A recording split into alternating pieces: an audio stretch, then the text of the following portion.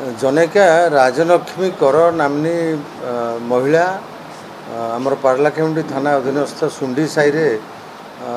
दीर्घ वर्ष हम भड़ा रोते किछि वर्ष तले तांका स्वामी देहांत होइतिला तापरे स्वामी थिबा समयरु से गोटे छोट झील को मात्र 3 दिन रो झीलटी को से निजे पाली थिले एवं ताकू लालन पालन करुथिले ताकू पोष्या कन्या हिसाब रे ग्रहण करथिले एवं तार समस्त पढ़ापढ़ी एवं अन्यान्य समस्त दायित्व से तुलाउथिले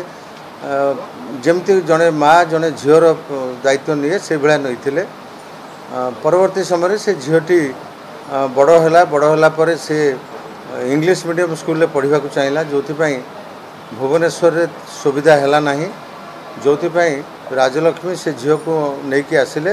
एवं पारलाखेमुंडी सुंडी साई रे रहिले एवं सेठी ताकू भड़ा घरे रही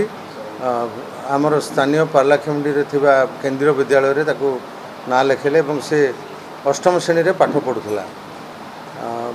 कौन सी कारणरू तार पारलाखेमुंडी जनेक युवकों सहित संपर्क होता एवं दुई जनक भितर प्रेम संपर्क गढ़ी एवं से युवक